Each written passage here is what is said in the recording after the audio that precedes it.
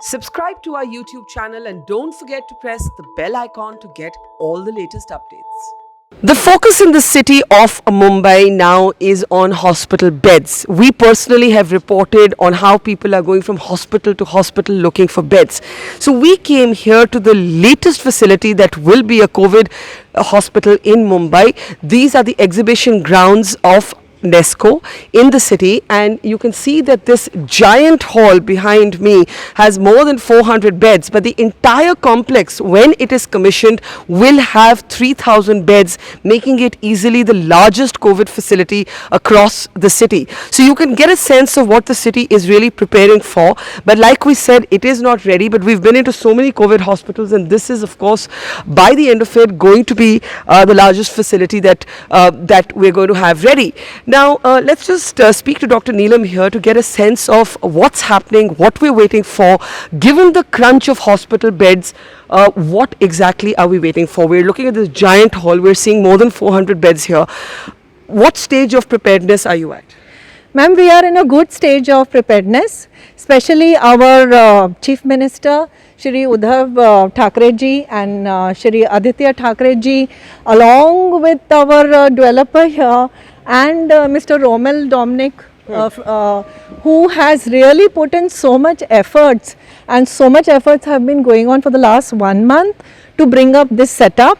This setup will totally have 3,000 beds, and this will be the largest in the world. Largest in the world. I mean, I just said that it was going to be the largest in Mumbai, and you're now telling us that when it's ready, it will be the largest in the world. Why don't we walk a little bit this side, and you can keep telling us, Neelam.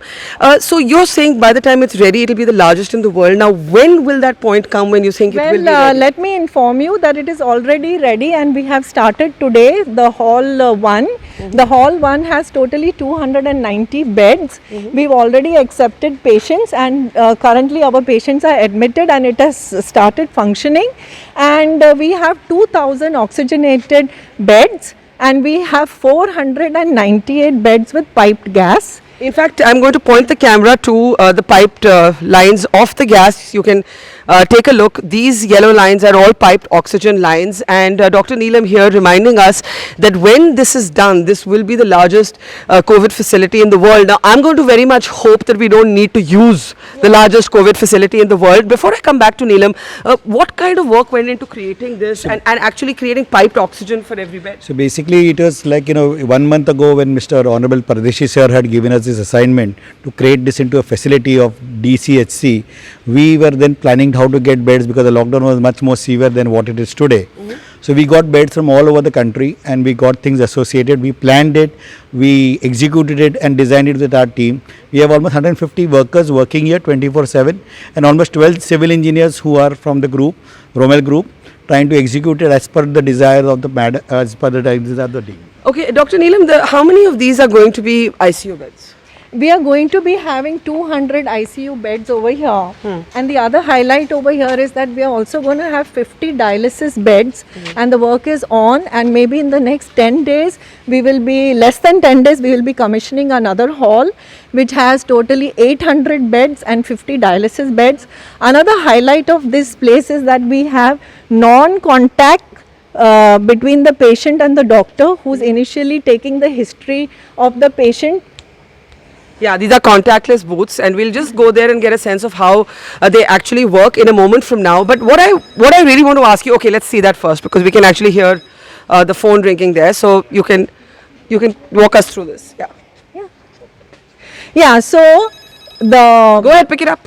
Yeah. So the patient picks up the phone, and the doctor asks the symptoms to the patient, which the patient gives, and on the outside on the table you will have the non-touch temperature recording gadget, you will have the pulse ox, and you will have the digital BP apparatus, and the doctor will explain and talk to the patient how he has to use those gadgets. She inside will have a laptop with a software, so she enters all the information. This information also goes to the nursing booth and also goes to the control room. So we outside get complete information about the patient. Now, this is of course a great idea to minimize sort of the contagion element of the infection. But what I want to ask you is, we've been roaming around hospitals now for many days. in Mumbai. And what we get told all the time is that there is a serious shortage of staff, right? To run 3,000 beds, by the time this is commissioned, you're going to need masses of staff. What are you going to do about that? What are you going to do about that? Well, madam, we hope we don't come to a stage where all our 3,000 beds will have to be full. But as of now, I can clearly tell you that we are ready for 1,000 beds manpower. Currently, the 290 beds which are there, we have good manpower for that. And we are in the process of procuring more for this particular hall that you are seeing. But right now the facility, if I'm not wrong, there are only 50 patients. What is the reason that you are staggering the entry of patients? Since we just started this morning, we started at 2 a.m. in the morning. So today is the first day that has become the operation. Today is the first day, and we already have 8 patients. We are getting another 7 to 8 patients in another 2 hours over here. And this is only the first step of 50. And once this 50 gets done, we are open to 290. Easily by tomorrow or day after. What's going to be the biggest challenge? And I want the camera to actually turn around. If you turn around, you need to have a sense of how gigantic, fully turn around, how gigantic this space is. If you can just see beds and beds and beds in the distance, and you know, you have to really, really hope that it doesn't come to this, because if it comes to this, then what we're really talking about is an avalanche of cases in Mumbai. So, you know, while this is an extreme level of preparedness, we really hope it doesn't come to this. How many ventilators are you going to need to commission such a place fully? Ma'am, the ventilators that we'll have in the ICU, each bed would be equipped with a ventilator, and we are going in for 200 beds of ICU. So we'll be well equipped for that. But there is a good hope that we are seeing that the doubling rate in Mumbai has gone up. And it's gone more it's wider. longer. It's taking many more days for it to almost double. 22 days now. So we are hoping that we won't reach a stage where all beds will be full.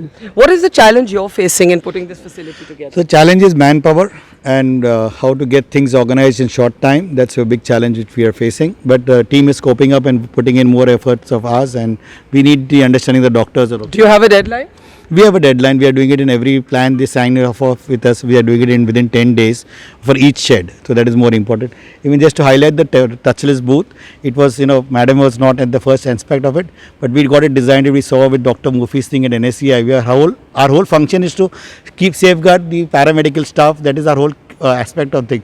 Protect people and keep the staff safe.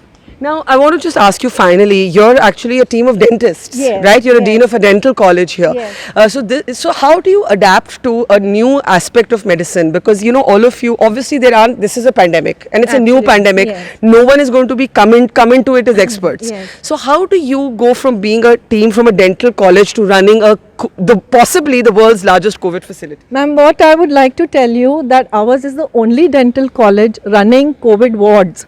So I myself volunteered for this because I was really sad to see that the patients don't have oxygenated beds. So I started this first in Nair Dental Hospital, which is the only dental college. I started with 50 beds over there, and almost like 252 patients got discharged from our hospital. And then when I was given this challenge, I picked up my team of doctors from Nair Dental, and we are working here. And any last thoughts on what would make someone like you volunteer? I'm sure your family is also concerned about you. Oh yes, they are concerned, but they said if I do bring the infection home, we'll fight it together. And they just don't want me to be away but to come home every day. And do you do that? Yes, I do. So you don't go to a separate facility? No, I don't. Okay. Good luck, and I'm just going to walk you through what could be the world's largest COVID facility by the time it is commissioned, and if it is fully commissioned, it will have 3,000 beds. Just to give you a scale here, it's impressive, but it's also a bit frightening. And so we have to hope in Mumbai's best interest, in the country's best interest. Yes, some resources could go waste, but I would still very much hope that many beds here do not need to be used. At the same time, when you look at patients running around from hospital to hospital and the shortage of ICU beds, the absence, as Dr. Neelam said, of oxygenated beds, you do see every bed here having a piped oxygen supply. So, you know, with all the focus on the shortage of beds, this facility at Nesco is really going to be counted on as we move into what some say could be the peak of the virus in the next 10 days.